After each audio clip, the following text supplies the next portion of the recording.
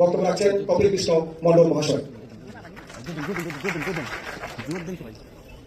নবগুরু চন্দ্রনন্দন বিলোচন আমার চিত্ত ঘর অন্ধকার পরমকিরণ নমসূদ্র কুল ধব তুমি ভবানী বান্ধব তুমি জ্ঞানদাতা জগৎ পিতা পতিতে কর পাবন সকলের নমসূদ্র কুল পিতা শ্রী শ্রী গুজরাট ঠাকুরকে স্মরণপূর্বক আজকের এই হিন্দু প্রতিনিধি সম্মেলনে উপস্থিত রয়েছেন সম্মানীয় প্রধান অতিথি, উপস্থিত রয়েছেন বিশেষ অতিথি সহ জাতীয় স্থায়ী কমিটির সদস্যবৃন্দ, উপস্থিত রয়েছেন বিভিন্ন হিন্দু ধর্মীয় সংগঠন, মঠ মন্দির থেকে আগত প্রতিনিধিগণ, বিভিন্ন পেশাজীবী শ্রেণীর সম্মানিত সুধীমণ্ডলী, উপস্থিত রয়েছেন সাংবাদিক ভাইরা, জাতীয় বিবেক সাংবাদিক ভাইরা, উপস্থিত রয়েছেন আমার মায়েরা ও বোনেরা, সকলকে আমার সশ্রদ্ধ প্রণাম জানাচ্ছি। সম্মানিত সুধী, আজ একটি ভয়ানক খবর। সারা বাংলাদেশের মানুষ 5 আগস্টের পরে যখন দিক বিদিক হয়ে ছোটাছুটি করতেছিল, দেশের এই ক্রান্তি লগ্নে কি পরিস্থিতি হয়, সেই সঙ্গে হিন্দু সম্প্রদায় প্রচন্ডভাবে বিচলিত ছিল।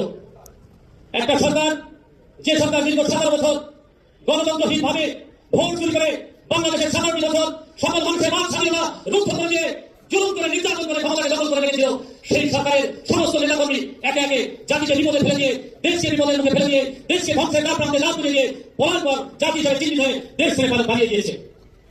ঠিক সেই মুহূর্তে কি করল? হিন্দু মানে আওয়ামী লীগের ভোট ব্যাংক নয়।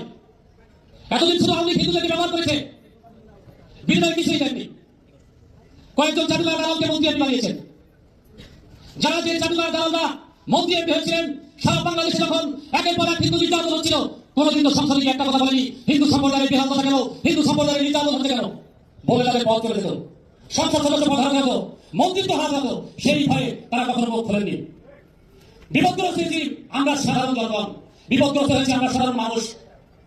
আপনারা হয়তো জানেন, কথা বলেন না, আপনারা হয়তো জানেন বাংলাদেশে 1,30,00,000-এর অধিক হিন্দু ভোটার রয়েছে। এই হিন্দু সম্প্রদায়ের ভোটের মধ্যে 60% রয়েছে মতুয়া সম্প্রদায়ের ভোটার।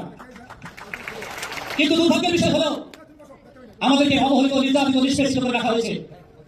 স্বাধীনতা পরবর্তী সময় থেকে আমাদের ভাগ্য উন্নয়নের জন্য তেমন কোনো বিশেষ ভূমিকা কোনো সরকার গ্রহণ করেনি। আমরা 60%-এর অধিক ভোটার হওয়া সত্ত্বেও আমাদের সম্প্রদায় থেকে কোনো একজন প্রতিনিধি পার্লামেন্টে যেতে পারেনি। দক্ষিণাঞ্চলে আমাদের মতুয়া সম্প্রদায়ের বিশেষ বিশেষ সম্প্রদায় হিসেবে খ্যাত সেই আসনগুলো শেখ পরিবারের প্রতিনিধিগণ তাদের আত্মীয় স্বজনগণদের দিয়ে দখল করে রেখেছিল। কখনো আমাদেরকে মাথা উঁচু করে দাঁড়ানো দেওয়া হয়নি। যদি উঁচু করে দাঁড়ানোর চিন্তা কেউ করেছে, তাকে তাৎক্ষণিকভাবে চরম থেকে চরম ব্যবস্থা নেওয়া হয়েছে। আমাদের বাক স্বাধীনতাকে রুদ্ধ করে দেওয়া হয়েছে, আমাদের সকল অধিকারকে হরণ করা হয়েছে। আজ সকল হিন্দু সম্প্রদায় বুঝতে পেরেছে, তারা মন খুলে প্রাণ খুলে বাংলাদেশের সকল প্রতিনিধিগণ আজ জাতীয়তাবাদী দল বিএনপির আহ্বানে সাড়া দিয়ে শুধুমাত্র ঢাকার এই কৃষি ইনস্টিটিউট নয়, সারা বাংলাদেশের প্রতিটি জেলায় দলে দলে যোগদান করে জাতীয়তাবাদী চেতনাকে শক্তি থেকে শক্তিশালী করে প্রমাণ করে দিচ্ছে হিন্দু সম্প্রদায় ব্যক্তিগত ভোট ব্যাংক নয়, হিন্দু সম্প্রদায় যে কোনো মুখ করতে পারে। ফ্যাসিস্ট সরকার বাংলাদেশে হিন্দু সম্প্রদায় চরম নির্যাতনের সরকার। আপনারা জানেন কুমিল্লা নাঙ্গলকোট করেন টিভি ধ্বংস অবস্থা, রংপুরের টিভি ধ্বংস অবস্থা, ভোলাই অবস্থা, নড়াই লোহাগড়াই সাহাপাড়া পল্লীশ্বরে একটি গ্রাম চালিয়ে দেওয়া হয়েছে, মোড়লগঞ্জে একটি গ্রাম চালিয়ে প্রতিষ্ঠিত করা হয়েছে, টঙ্গিপাড়াতে বাগেরপুর নামে একটি গ্রামকে নিশ্চিত করে ভারতে পাঠিয়ে দিয়েছেন সেই পরিবারের লোকজন, তাদের বাগান বাড়ি করার সব দিয়েছিল। হিন্দু সম্প্রদায়কে যেমন ব্যবহার করেছে, তেমনি তাদের উপর নির্যাতন করে প্রমাণ করতে চেয়েছে অন্য কোনো দল মনে হয় নির্যাতন করে, নিজেরা নির্যাতন করে এই দোষ অন্য দলের উপর চাপিয়ে দেওয়ার জন্য সবসময় তারা ষড়যন্ত্রে লিপ্ত রয়েছে।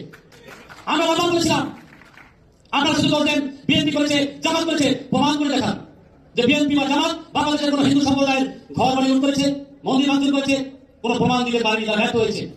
এবং তারা এতটা জঘন্য হিন্দু সম্প্রদায়ের নির্যাতন করার জন্য ইসলাম ধর্মের পবিত্র কোরআন শরীফ পর্যন্ত তারা ব্যবহার করেছে। এই কোরআন শরীফ সকল মানুষের কাছে একটি পবিত্র ধর্মগ্রন্থ। কুমিল্লা মেয়র আওয়ামী নেতাগণ সেই কোরআন শরীফকে ব্যবহার করে হিন্দু সম্প্রদায়কে দোষ চাপানো হয়েছে। এই কোরআন শরীফ পূজার মণ্ডপে হিন্দু সম্প্রদায় নিয়ে আসছে। এই মিথ্যা অপবাদে সারা বাংলাদেশের বিভিন্ন জেলায় একের পর এক হামলা, ভাঙচুর, লুটপাট, হত্যা, ধর্ষণ পর্যন্ত লিপ্ত রয়েছে। আজ সময় এসেছে বিচার চাইবার, আজ সময় এসেছে রুখে দেওয়ার। আমরা অবশ্যই আমাদের ভবিষ্যতে সরকার আসবে, আমরা মনে করছি দেশ নায়ক বাংলাদেশের সেই জনগণের আশা ভরসা রাস্তার প্রতীক জনাব তারেক রহমান সাহেব এই বাংলাদেশের আগামী ভবিষ্যৎ এবং আগামী নেতৃত্ব দেবেন বলে আমরা হিন্দু সম্প্রদায় এটা বিশ্বাস রাখছি। সেখানে আজ আমরা মাননীয় ভারপ্রাপ্ত চেয়ারম্যান মহোদয়ের কাছে কতিপয় লাভ রেখে যাচ্ছি। আমাদের এই ক্রান্তি লগ্নে আপনি এখন আমাদের আশা ভরসার প্রতীক। আমরা যে নতুন সম্প্রদায় রয়েছি, এই সম্প্রদায়ের মন্দির প্রণাম করে ভারতের প্রধানমন্ত্রী নরেন্দ্র মোদী পশ্চিমবঙ্গে বিশেষ ভোট ব্যাংক হিসাবে কিন্তু আখ্যায়িত হয়েছিলেন। শুধুমাত্র তিনি ওরাকান্দি ঠাকুরবাড়িতে তিনি পূজা দিয়েছিলেন, সেই পূজার সাথে ভারতের পশ্চিমবাংলায় 16টি এমপি পদ তিনি দখল করতে পেরেছিলেন একটা পূজার কারণে। আমরা চাই এই মতুয়া সম্প্রদায় আপনার ভোট ব্যাংক হোক, সে ধরনের কিছু প্রত্যাশা ঘোষণা আপনার কাছ থেকে আমরা আশা করব। আজ মতুয়া সম্প্রদায়ের পাশাপাশি বহুজন ঐক্য সমাজ গঠন করেছি। কেন বহুজন? সব সম্প্রদায়ের সম্মিলিত প্রয়াসই একটা জাতির ভাগ্য বদল করে দিতে পারে, আমাদের মানসিকতা বদলই আমাদের জাতিকে চেঞ্জ করে দিতে পারে। আমরা কে হিন্দু, কে বৌদ্ধ, কে খ্রিস্টান, এই স্লোগান বাদ দিয়ে আমরা সবাই বাংলাদেশি, এই স্লোগানে আমাদের বিশ্বাস হবে এবং এই স্লোগানে আমরা সবাই বাংলাদেশি। যদি মাননীয় ভারপ্রাপ্ত চেয়ারম্যান আমাদেরকে অনুমতি দেন, আমরা গোপালগঞ্জ, বাগেরহাট, খুলনা সহ ঢাকা, সোহরাওয়ার্দী উদ্যানে লাখো মানুষের সমাবেশ করিয়ে একটি বৃহত্তর হিন্দু সমাবেশ করে দেখা দিতে চাই যে বাংলার সমস্ত হিন্দু তথা মতুয়া সমাজ জাতীয়তাবাদী পতাকা চালাচ্ছে, তারেক রহমানকে সমর্থন করেছে, এই জাতীয়তাবাদী বিএনপির চেতনাকে বিশ্বাস করেছে, ধারণ করেছে, লালন করেছে। সংগ্রাম শুধু আজ আমরা বলতে চাই 1990 সাল থেকে সংগঠিত হওয়া সকল হিন্দু নির্যাতনের দুর্গ ট্রাইব্যুনালের বিচার কার্য সম্পন্ন করতে হবে, এটা আমাদের প্রথম দাবি।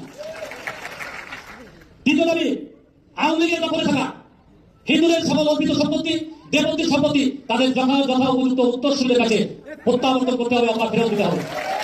যে সম্পত্তিগুলো আওয়ামী লীগ এতদিন দখল করে রেখেছে, সেই আওয়ামী লীগ তাদের দখলে থাকা সকল সম্পত্তি আমরা ফেরত চাই, এটা আমাদের জাতীয় অধিকার, নাগরিক অধিকার। কারণ আমরা দেশের ভূমিপুত্র, আমরা এই দেশ ত্যাগ করতে চাই না।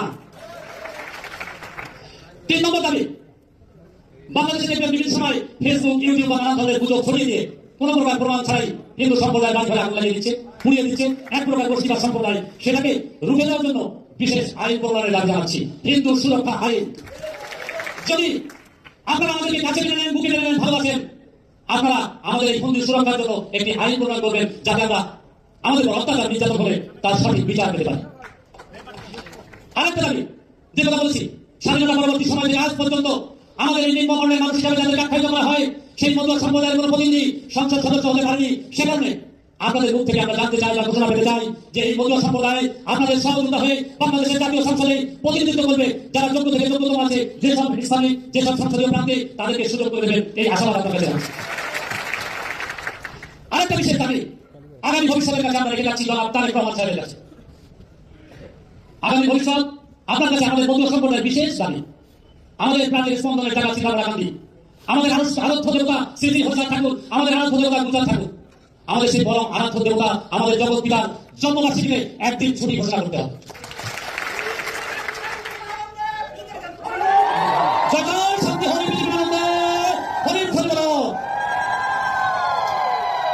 মাননীয় ভবিষ্যৎ আপনি দেখতে পেয়েছেন, শুধুমাত্র একদিনের ছুটি কাঙাল আমরা, আমাদের চাহিদা হলো সংক্ষেপ। আমরা অর্থ চাই না, বৃত্ত চাই না, ধন চাই না, আমরা দেশের নিরাপত্তা চাই, শুধুমাত্র একটু সম্মান নিয়ে বেঁচে থাকতে চাই। এটাই তো আপনার কাছে আমাদের সংক্ষিপ্ত প্রত্যাশা। আমরা বিশ্বাস করি আপনি সেই প্রত্যাশা পূরণ করতে পারবেন।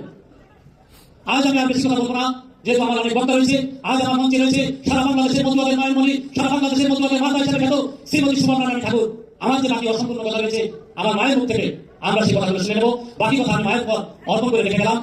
সম্মানিত শুনি, আজ আপনারা যে কষ্ট করে দূর দূরান্ত থেকে এখানে আমাদের আহ্বানের সামনে উপস্থিত হয়েছেন, এই জন্য আপনাদের কাছে আমরা আয়োজক কমিটি থেকে চিরকৃতজ্ঞতা প্রকাশ করছি। শুধুমাত্র আপনারা আয়োজক কমিটি এখানে থেমে থাকতে হবে না। বাংলাদেশের বিভিন্ন জেলায়, যেসব জেলার মধ্যে অধিষ্ঠিত জেলা রয়েছে, সেখানে দল সমাবেশ করার ব্যবস্থা করতে হবে। আজ আমরা প্রতিনিধি সমাবেশ করেছি, পরবর্তীতে হবে আমাদের দল সমাবেশ। যে সমাবেশে প্রতিটা সমাবেশে ন্যূনতম 50,000-এর অধিক মতুয়া সম্প্রদায় ডঙ্কা কাশি নিশান বাজিয়ে হরিণ নামে মাতোয়ারা হয়ে হরিণ আকাশ বাতাস প্রকম্পিত করে 10 দিন মাতিয়ে দিয়ে জয় হজাত, জয় গুজরাট বলে তারা ছুটে আসবে বাংলাদেশ জাতীয়তাবাদী পতাকা বলে। এই বিশ্বাস থেকে আজ আমি আমার হজাত গুজরাটের নামে ধরে দিয়ে আমার বক্তব্য শেষ করবো। হজাত ঠাকুর কি, গুজরাট ঠাকুর কি, অশ্বিনী গোসাই কি, তারক পাগল কি, গরক পাগল কি, গোপাল ঠাকুর কি, জয় জয় শান্তি হরি পৃথিবীর আনন্দে হরিণ বলো। জয় হজাত, জয় গুজরাট।